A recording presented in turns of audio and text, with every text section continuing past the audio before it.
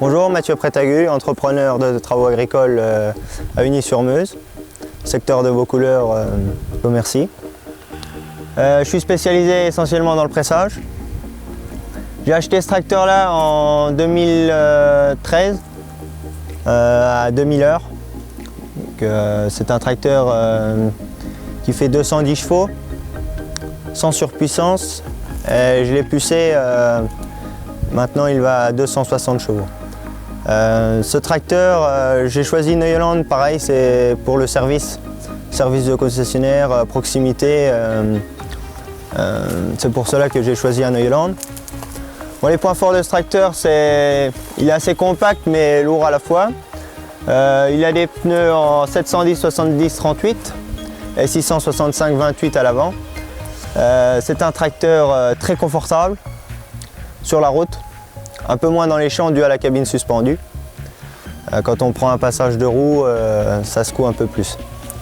Donc le tracteur là, il est équipé en phare au xénon, ce qui est très bien pour travailler la nuit.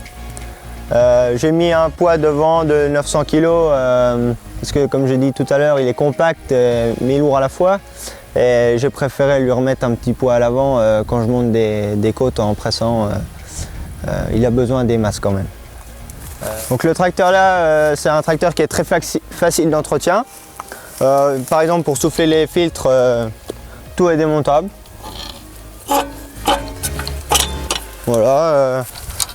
Donc on le souffle tous les jours, hein, les radiateurs, on les fait tous les jours quand on travaille. Hein. C'est assez facile pour y aller au compresseur de chantier. On a notre filtre à air qui est situé ici. Pareil, assez facile d'accès. Au niveau de l'arrière de ce tracteur, donc, on a 4 distributeurs hydrauliques. On a un relevage d'une capacité de 8 tonnes. Moi je travaille beaucoup en portée. Je sème avec, je passe les herses avec, je passe le carrier avec. Donc j'ai besoin de mon relevage. Au niveau des attelages, je suis en attelage haut comme j'ai dit sur la presse. Ça je trouve que c'est un peu quincaille. Les attelages chez John Deere sont mieux faits. Après j'ai des boutons là sur les ailes, donc c'est pour mon relevage, soit le lever soit le baisser. Quand on n'est pas tout à fait bien, quand on attache un matériel, c'est vachement bien d'avoir les boutons à proximité. Donc par contre un petit inconvénient sur ce tracteur, j'ai la prise de force, j'ai le relevage, mais j'ai pas les distributeurs hydrauliques. Je peux pas les gérer depuis l'aile. Donc là dans la cabine, j'ai une cabine qui est assez spacieuse. Donc c'est bien, je peux passer des grandes journées à l'aise dans le tracteur. Ce tracteur il est équipé d'un siège passager. C'est un avantage pour transporter les clients quand ils nous montrent les parcelles.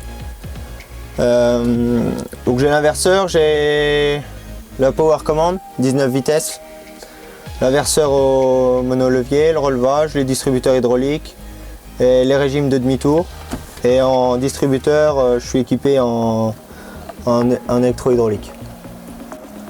Pour conclure, ce tracteur-là, depuis 2012, j'ai fait 1700-1800 heures avec. J'ai eu quelques pannes. J'ai eu un pont avant qui a lâché. Il